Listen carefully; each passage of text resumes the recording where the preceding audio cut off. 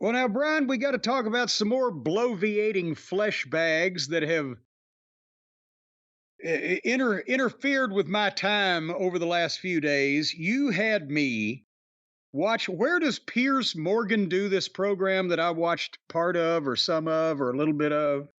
I could be wrong. I think it's a YouTube thing. Well, you send me the clip. You don't even know where. What are you? One of these people that's just now taking this random on. Well, I sent it to you from YouTube. I don't know if that's the official home, but Well, I think it may be. Stacy got a email the other day, or a video sent to her the other day from somebody she knows of breaking news. And that there was no bug on the screen, and it was complete B-roll of everything with this frantic voiceover of how that these clothes made in a certain factory are going to cause obesity, cancer, and the rotting of your fallopian tubes. Oh my God, and what factory? Well, and that's the thing. I don't know. They identified the brand apparently that was selling these clothings, all these, many of the clothing. But the point is, everything, it was like when they would go to a graphic of like the headline, right? Like you would see in the newspaper, like the headline, New York Times headline reads, no, it's just a headline, and down below it says news. and there's no website, and there's no source identified, and nobody's willing to put their name on this. But people believe this shit. Oh, where was I going with? Oh, so the Piers Morgan thing. Well, hold on, because you sent me this link. It's on the YouTube, but let's see if there's a bug on the screen. You can't hear that, can you? I hope not. My YouTube. There we go. Okay. This is Piers Morgan Uncensored. And there ain't no network bug on this either, is there? He just does his own show from a studio that says Piers Morgan Uncensored. That's the beauty of modern day. You can do what you needed a network for on your own if you can't find the network to do it with you. Well, he's uncensored this way, except he's on YouTube. How can he say he's uncensored if he's on YouTube? That's true. Anyway. That's very true. So he did this program, and how long is this son of a bitch? About 45 minutes, and I didn't have time and I couldn't take it. But a lot of the folks on Twitter, again, what do you think about this? And they've sent the questions in, so we did want to address it. I saw the meat of the matter, so to speak, or the meathead of the matter. But for the folks who don't know, apparently Piers Morgan on his show that's uncensored to a degree had a debate about whether Vince McMahon is a sociopath or not. That's the quote. Sociopath, Vince McMahon WWE debate plus shock guest. And the panel for this is Maven. You remember Maven, Brian, from Tough Enough? Yeah, Tough Enough. What, almost 20 years ago, I guess it would have been now. Give or take, yeah. And he was in OVW for a while. I was still there. So, yes, it was 20 years. And nice guy, don't have anything bad to say about him. But they were talking about it in large part on this thing. They got into the scandals of the 80s and the Ring Boy and the thing because of the shock guest coming up. And also at the same time, yeah, Maven worked there, but so did Howie the mailroom guy. I mean, I'm not saying anything bad about Maven again, but I watched a guy fly a plane one time. That doesn't mean that I'm qualified to go on a talk show and discuss whether or not the chairman of the board of Delta is, doing the right thing, whatever. Well, that's the thing, too. It's not just about WWE. They all could speak to WWE. It's about Vince specifically and what kind of relationship did a Maven or, anyone else there have with Vince. Well, I'm pretty sure that Maven didn't get to spend a lot of quality time with chairman, as JR calls him. But Maven's there. He's an ex-wrestler, right? Then we got Jonathan Coachman. I swear to God, if I ever am picked up for jaywalking even, I wouldn't want Jonathan Coachman as my lawyer. I'd get the fucking chair. He has a way, even when he's telling some semblance of the truth, he has a way of looking like he's trying to weasel his way out of something, doesn't he? Yeah, absolutely.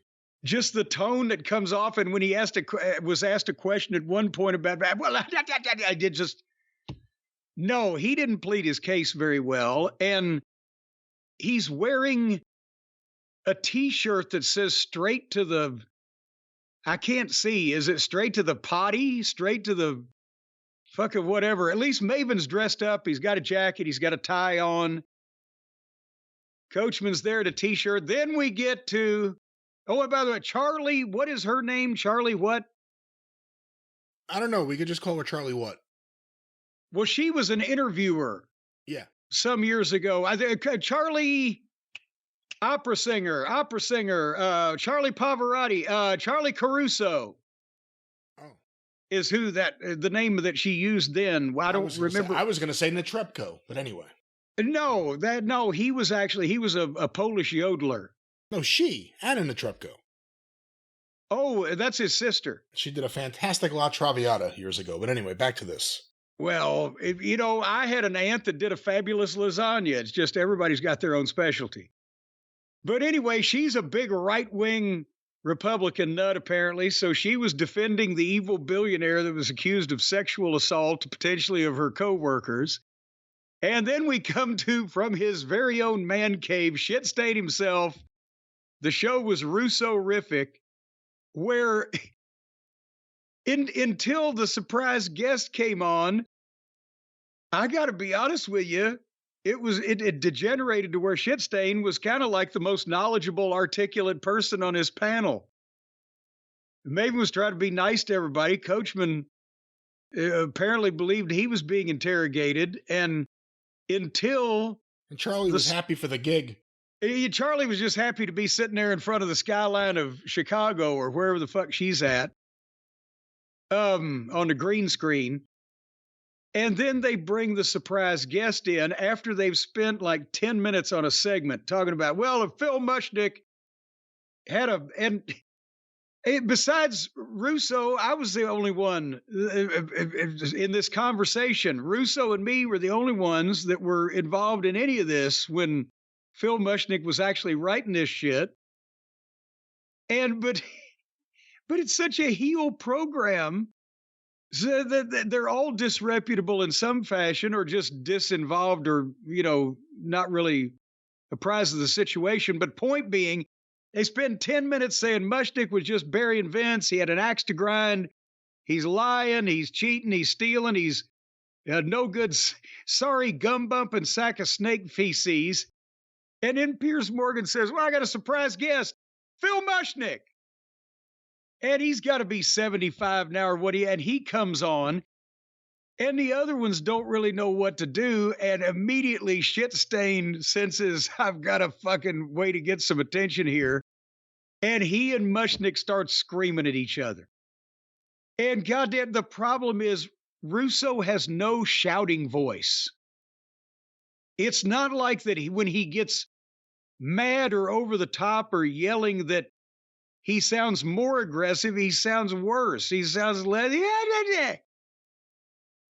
But anyway, then they go at each other, and then Mushnick utters the classic line after he's been broed to death. He said, "Don't call me bro." And that worked for about 30 seconds until bro was calling him bro again.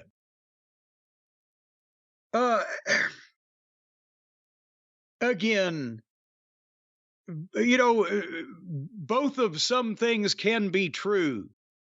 Both sides could be full of shit, or both sides could have a point. But this was a horrible put together collection of people to argue about anything, because then, Russo wouldn't quit. He and Mushnick he's screaming at Mushnick, and Mushnick is like, well, if you'd let me finish. And Maven just sat back and shut up. And again, Charlie was, I don't know, thinking about a more happier times, whatever the fuck. And Piers Morgan loves it because he's got this chaos on his air. But is it Russo saying, I was a journalist, bro. I was a journalist. Like he was like he was Bob Woodward. He was the guy from his own self-funded wrestling radio show that he was paying to No, that was the Arezzi have stuff. on the air. That was the stuff that broke up him and Arezzi. Well, that's true. It wasn't even his. He was paying for it to be on the air. It wasn't even his show. It was Rezzy's. And he completely misrepresented a lot of the stuff that actually happened. And Mushnick actually had him. And then Russo tried to pretend like he won because, like, where are they? Show me the negative stuff I wrote. And, he doesn't have the newsletters with him, obviously, in the studio. But he was, according to John Arezzi was pushed into starting a newsletter for his radio show by Russo. Yep. Russo, who graduated with a journalism... he wanted to be a writer, bro. Well, he graduated with a journalism degree, but I don't know that he actually wrote anywhere before then. And then it was under the guise of being a journalist with Pro Wrestling Spotlight, which he had been for months.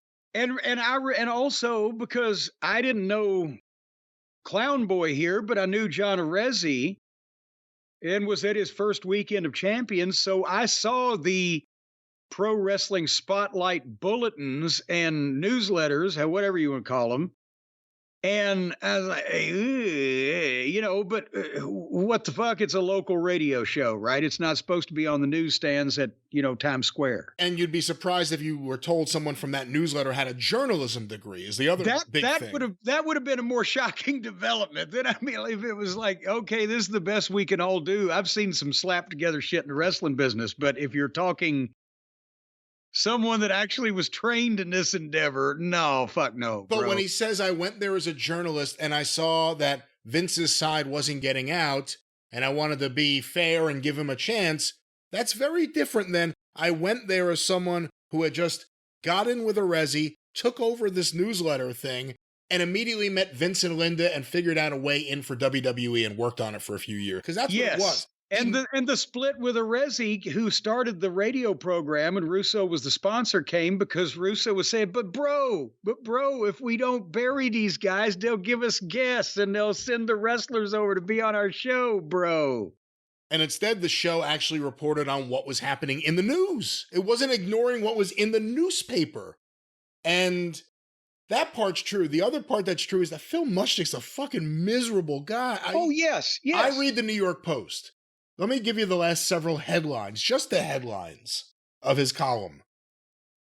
Clueless TBS has made ALCS unwatchable. Vin Scully would be dumbfounded by today's MLB broadcasters' incessant screaming. MLB's abysmal playoff coverage somehow finds a way to hit a new low. Playoffs can't keep MLB networks from insulting their viewers. Greed has made a mess of the MLB playoffs. There was nothing redeeming in Pete Rose's character. How to fix insufferable NFL pregame shows. Shohei Ohtani's historic season enabling MLB's money first con.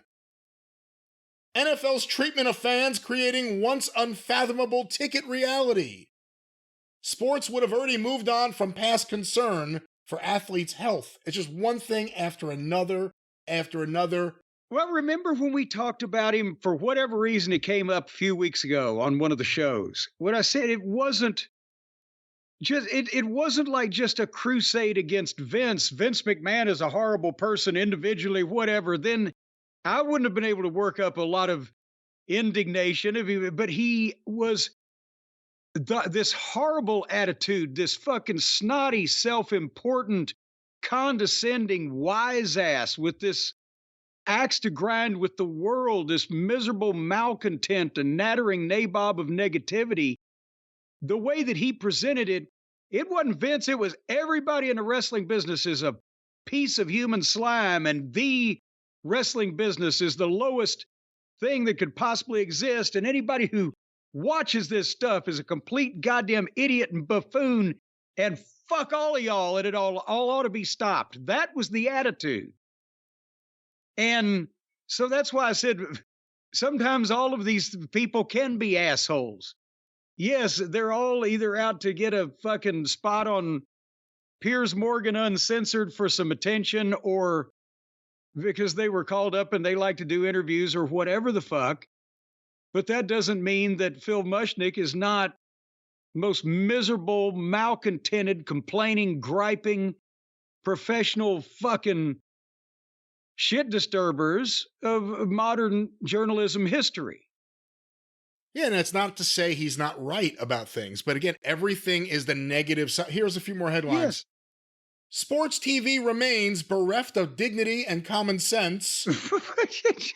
Too many broadcasters have too much fluff rather than opting for silence. I'll agree with him on that. John Smoltz is really good. He needs to shut the fuck up every now and then. Here's one. ESPN's disgusting influence is infiltrating Little League World Series. And maybe the last one here. What made Huck to a girl first pitch for Mets even more shameful? and he may be right about that. Apparently, the game she threw out the opening pitch for was camp day, where like the camps come in the middle of the summer to the baseball game. And you're going to throw out the opening pitch. Google her, kids. Mommy, can I see that girl on your phone? See, I always loved camp.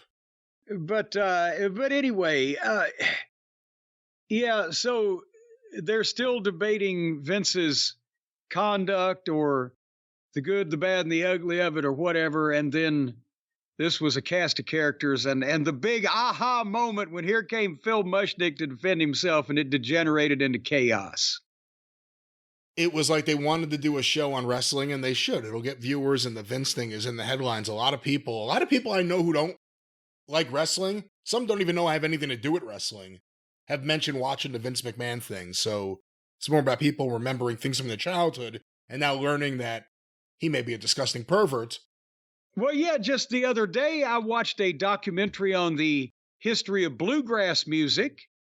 I haven't been in the bluegrass music business, but I watched a documentary on that so I can see that.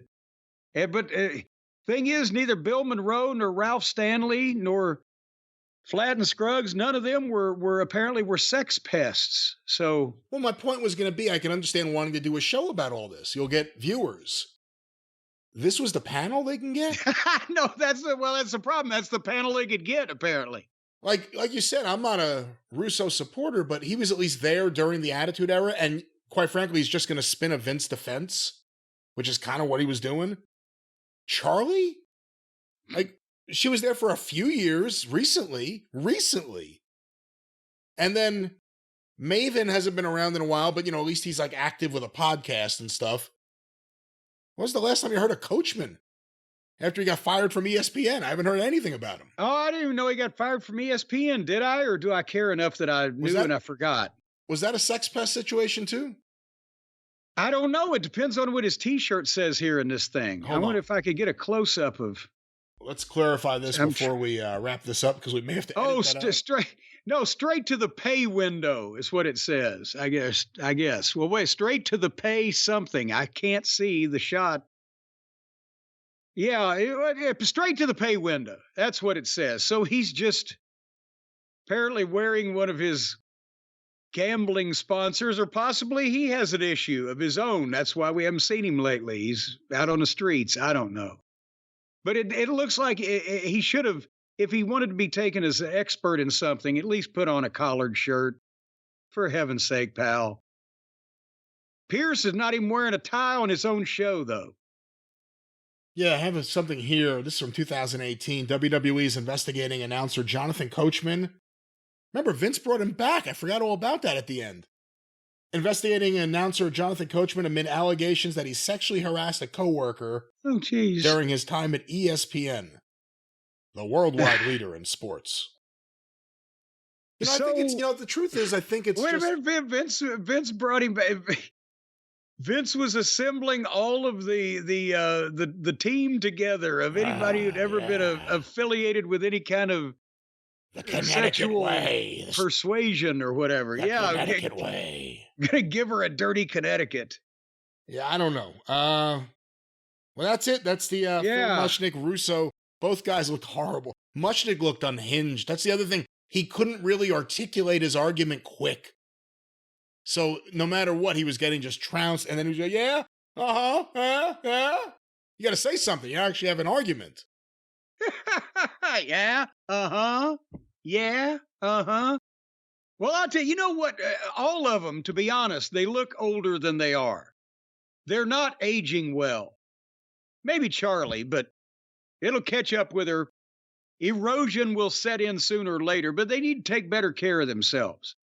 And I think if they were cutting down on the sugar and the carbs and they were upping the protein and trying to drink things that taste good but at the same time are better for you than the packaged products with the poisons in them that we see today on our shelves of our stores. Brian, I think if they had just before they did that program, if each one of them had popped the top on a delicious 30-gram protein shake, chocolate fudge from our friends at Orgain and downed that bad boy, they'd have been in a better mood for that whole program, wouldn't they? I absolutely think so. I start every day with one. They're so delicious. It's like having an ice cream cake or a chocolate cake for breakfast. Well, except it's liquid, so it's not really like having a cake. Well, it tastes like it. It's a delicious taste for. Well, you could say it tastes like a delicious chocolate milkshake. You'd get at one of those 50s diners on the side of the road where some girl in a sweater next to you with her cleavage, protruding there, Oh, would smile and wink at you while you sipped your shake with a cherry on top, and then later on she'd give you her cherry off of her milkshake. well, that wasn't on Happy Days. It tastes like that, folks. And boy, I'll tell you what, you can try it and see that you get all nine essential amino acids. Were you aware, Brian, that there's only 9 essential amino acids? I get upset when I get something and there's only 7 of them or 6. Well, you don't have to worry about that with Orgain's 30-gram protein shake because they're an excellent source of complete protein with all 9 essential amino acids. It gives you energy to keep going, muscle support and recovery to go further, maintaining a healthy lifestyle to even go further. By the time you get there, you won't know where the fuck you're at. It helps manage hunger. It promotes healthy weight management in combination with diet and exercise, or you could just go on naked and afraid. You'll lose some fucking weight, but it's easier drinking this shit. And only 1 gram of sugar per serving, no soy ingredients, no artificial flavors or sweeteners or all of the various artificial things that can get you in trouble and make your innards turn to jelly. And you can do it easily because Dr. Andrew Abraham, who is a fine purveyor of nutrition all his life, he's supported and promoted the idea you got to have nutrition. You know what Dr. Andrew Abraham said to Mama Cornette one time? No. He said, "I'd rather eat good food than bad food any day." And she agreed with him. She didn't agree with him. This conversation never happened. He may actually say that and believe that, but they never talked. Well, how do you know? Were you around Mama Cornette following her around? What's the matter with you? You some kind of sex pest? But anyway, Dr. Abraham wouldn't have left his medical practice and founded Orgain just to create fruits and vegetables. Fruits and vegetables. And founded Orgain to create foods and beverages that offer better nutrition for people. If he didn't believe in it, he's not going to take a chance like that. But he was homeless for a period of years.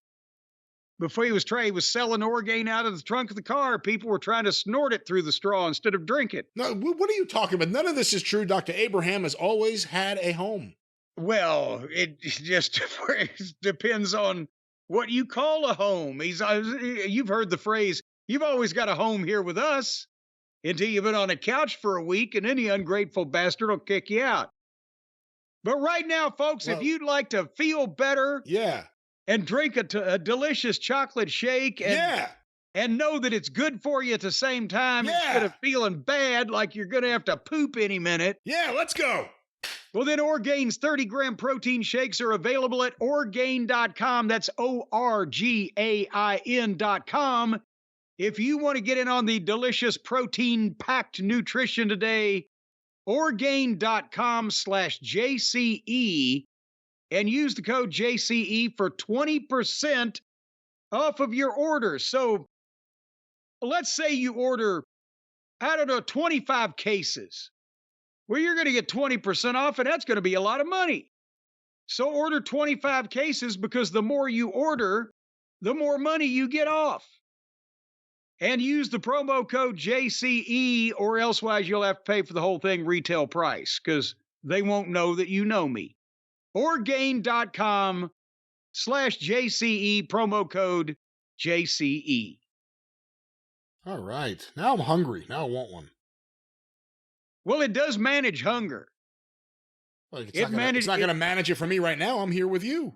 Well, I can give you a sip of mine. No, thanks. You can drink after me. It's okay. That's not. No, I do not do that. No. I've had my shots. Your cooties, no.